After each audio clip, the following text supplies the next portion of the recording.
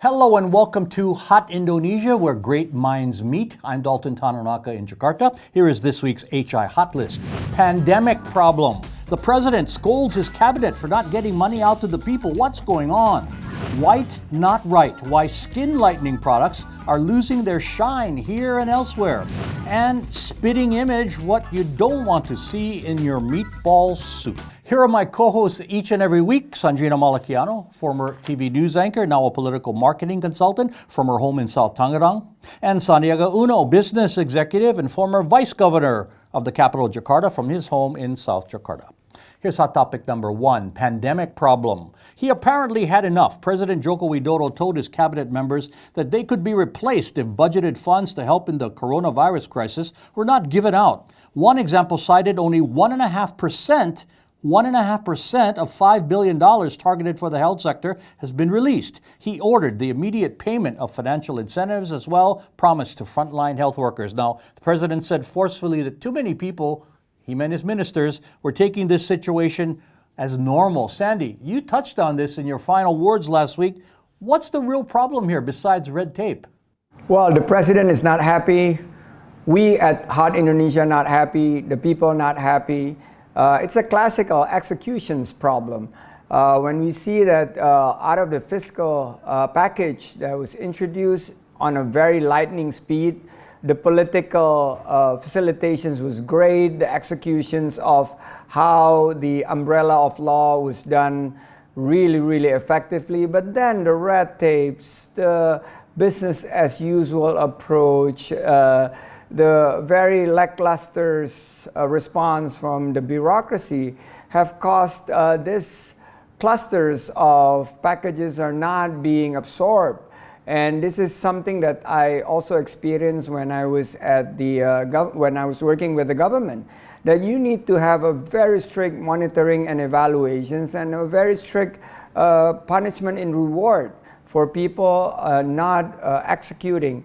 Because there is this gap that is growing at a very low 1.5% of the health budget. This is worse for the frontline workers. How about the SMEs? 0.6%. This is under 1% out of the budget. This is ridiculous. And I think we, all the Indonesian people, must basically send a very strong signals that in order for us to beat this pandemic, the health budget needs to be executed, and it should not be business as usual. It has to be out of the box. You need policies that enable these executions, and the SMEs and the household sectors. This needs to be done very quickly. Yeah, Sandy, is it more attitude than red tape? Is that what you're saying? It's combinations of the worst of attitudes, of not being innovative, not wanting to take risk, not proactive. This is something that I guess at Hot Indonesia last week, we already highlighted this. And yeah, I guess when the president was frustrated, I guess, how about the people? The people is doubly frustrated. They have not seen what have been promised to them being delivered. Sure. Now, Sandrina, you know politics, obviously, that's your business. Do you think a cabinet or the threat of a cabinet reshuffle or ministers losing their jobs will do the job, will actually prod them? Well, I'm not really sure, because there's also a problem of leadership here, if you want to be honest. Because it shouldn't take 3 months for the president to be upset witnessing such a situation, because all these programs have been issued and made 3 months ago, as soon as the president established the large-scale social restrictions. And for these 3 months, most of the related ministries have worked, been racing to show themselves as if they're working, like the Ministry of Social Affairs. They're all racing and doing many social programs for the sake of good PR, but in reality, money is not in the pocket of the people yet until this moment. So I agree completely with what Sandy has said. They should stop the business as usual way of handling the situation, and the government should shift to another way of working and handling this issue, namely that of a crisis center. The president must take full control, take charge.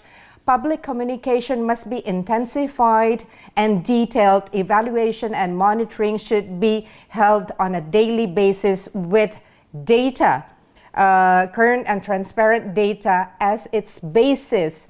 All governors must work together.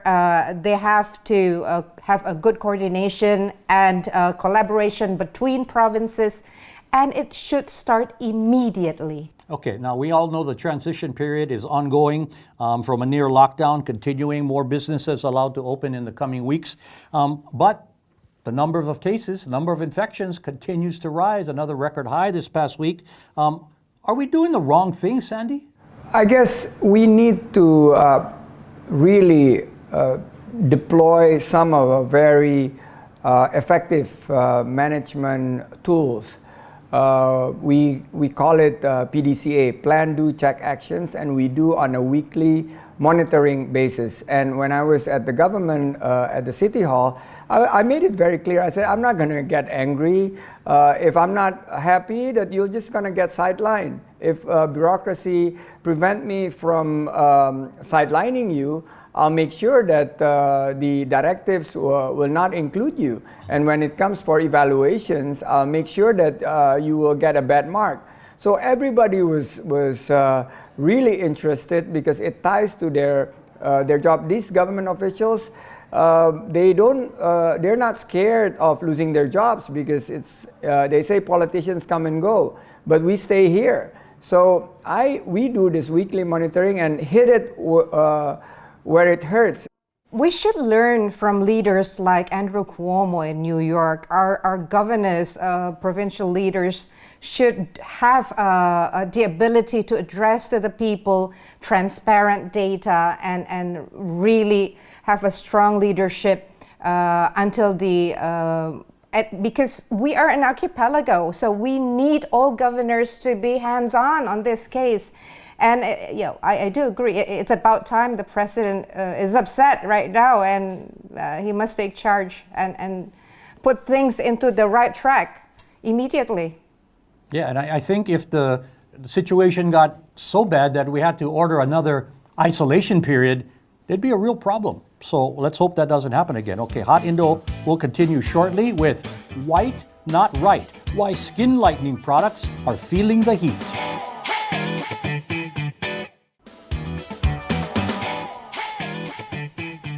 You're watching Hot Indonesia with Sandrina, Sandy, and me. Here's hot topic number 2, White Not Right. It's a movement that's taking hold here in Asia, demands that skin whitening products be taken off shelves because they are unhealthy and rooted in racism. Are getting responses from producers. Johnson & Johnson said it will no longer sell creams aimed at lightening dark spots. Unilever said it will remove words such as fair and light from its products. Now here in Indonesia, I'm sure you guys know, or maybe at least Sandrina knows, we have products such as Wada whitening cream, Emina bright stuff.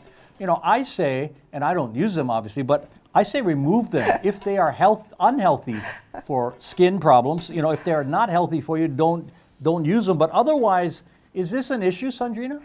Definitely, because it's a sad but true fact that the Indonesian people, a lot of them believe that to be beautiful, you have to have fair skin. I'm really fortunate. I come from a mixed marriage family. My father from a Eurasian descent, of course, he has fair skin, and my mother has very tanned, brown skin. She's Indonesian. My daughter, I have 2 daughters. One is very fair skin, and the other one exotically dark skin. And they're both so beautiful. But the stigmatization in Indonesia has been ongoing for so long. And I do believe this is the impact of all sorts of advertising products on TV, on medias, bombarding us with this white is beautiful, or beautiful means that you have to have white skin. This has to stop, because we have teenagers now being depressed because they're lacking self-confidence due to their skin tone, because they have a darker complexion, and they believe, this is based on research, they believe they have less opportunities to succeed. That's really sad. Yeah, it is. You know, you mentioned history. Sandy, you know, some critics say that the trend of skin whitening is a sad reminder of colonial times, colonialization. Certainly Indonesians remember history, right? I got to be careful here, because skinny people want to gain weight, and people who are heavier wants to lose weight, wants to get slimmer. White people wants to have brown, tan, sugar skin, and the other way around. So people are really longing of what they don't have. People with I guess makeups with eyebrows. They want eyebrows that are even less. And this is something that I think have been around in century. So this consumer behavior, and I gotta say this, that it's about packaging. And if it really sends the wrong signals, you have to change the packaging. But you cannot take it away from consumer behaviors, because it will create industry, and we need to make the economy react and respond to the well-being of the consumers. And if the people no longer find it politically or ethically acceptable, we need to change the perceptions and packaging. But you know, this is I've been around with centuries. My wife wants to be. I mean, she has a fair skin, but she wants even a fairer skin because of the I guess all of her friends are using the specific type of makeups. But if it's not good for your skin's health, definitely you need to put up a big warning. And I think this is something that's the consumers post-pandemic COVID-19 and post of the situations that is happening around the world must be very, very sensitive about. Well, you know, Sandy, eyebrows, these things are cosmetic. You're talking your skin color, that's genetic. So that's a big difference. Anyway, that's a medical question. We're not talking about sunblock. Yeah, we're not talking about sunblock or other protective skin. Do these skin whitening things really work, actually? Have you heard, Sandrina, that these things work? Honestly, my friends go to such an extent that they're not only using products applied on their skins, but they're taking medications and injections to have a lighter skin tone or complexion.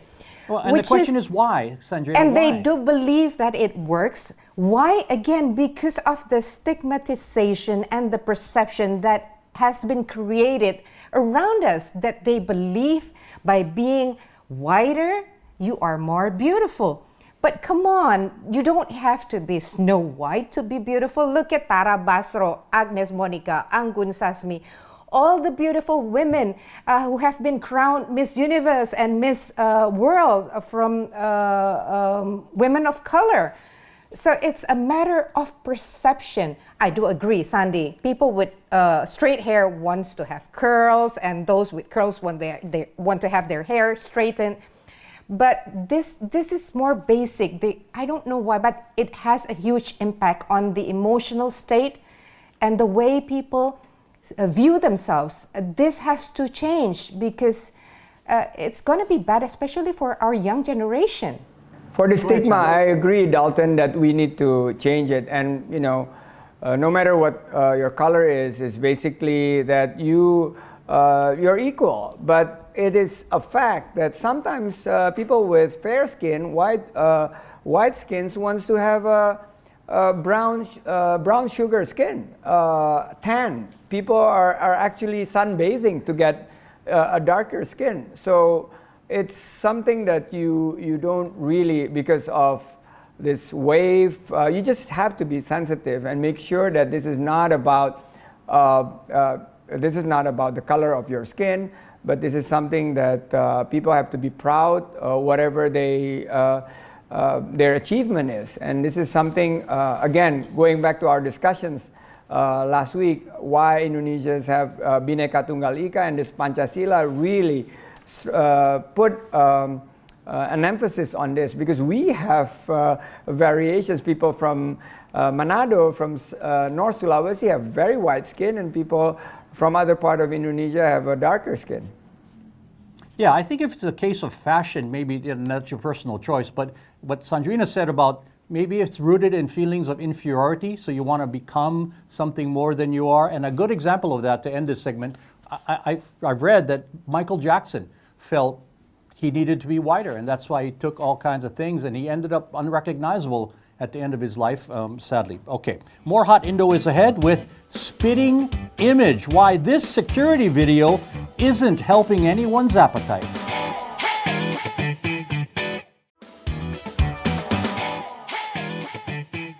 You're watching Hot Indonesia from Jakarta. Here's hot topic number 3, spitting image. Another viral video. This time, it's a bakso meatball soup vendor in Jakarta's Kembangan district. If you look carefully, the seller adds more than soup.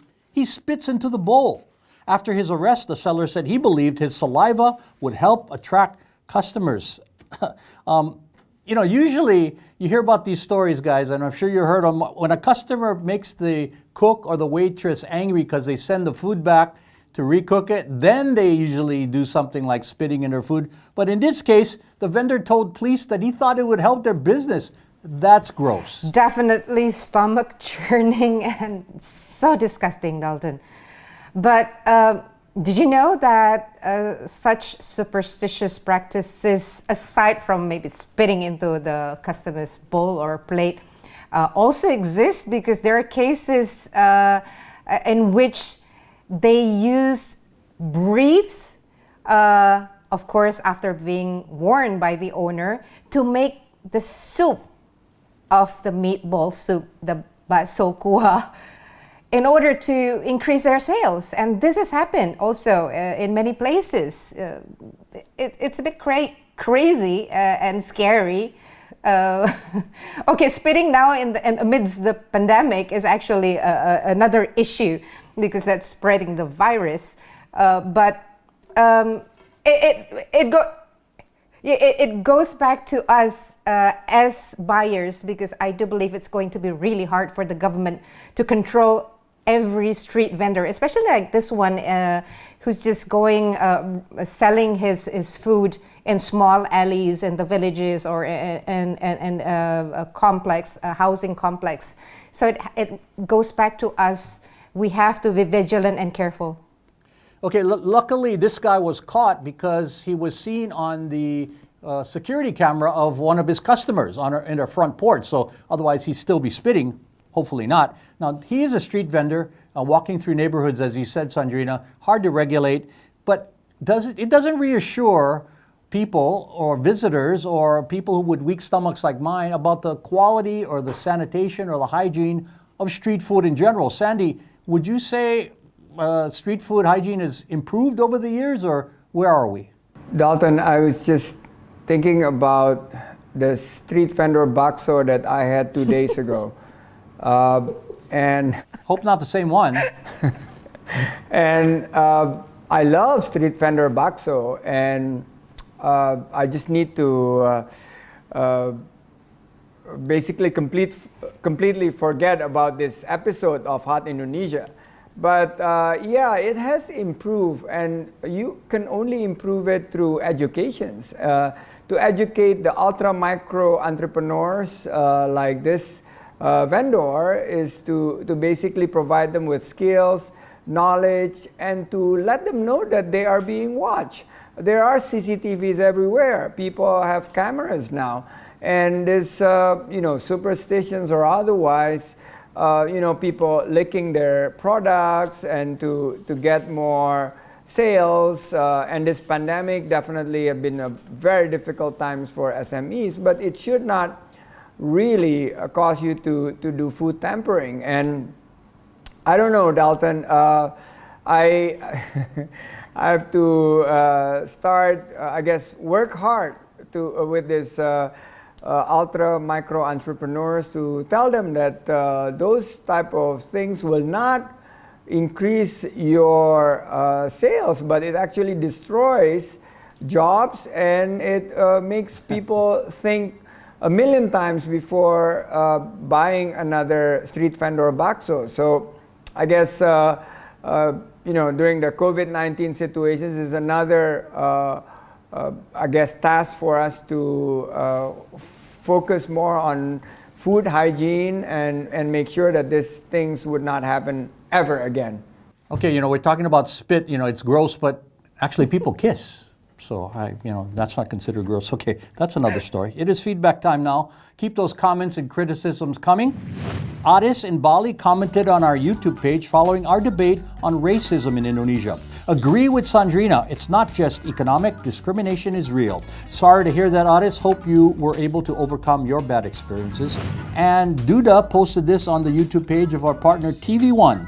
In the new normal, we should maintain our health and increase productivity. That is the formula, Duda. Here's how to contact us with your feedback. Email at hotindo@theindonesiachannel.com or comment through our Hot Indonesia or Indonesia Channel Twitter, Facebook, Instagram, and YouTube pages. Final words, Sandrina.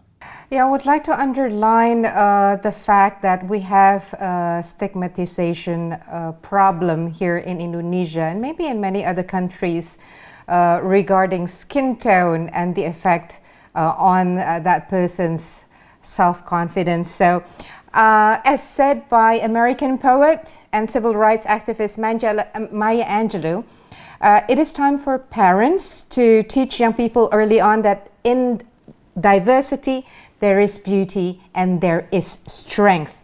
So I personally believe that each and every person should be comfortable in their own skin, and that every individual is beautiful in their own way. So be that black, yellow, white, red, or brown skin, everyone is special and beautiful. Final word, Sandy. Hungry man is an angry man.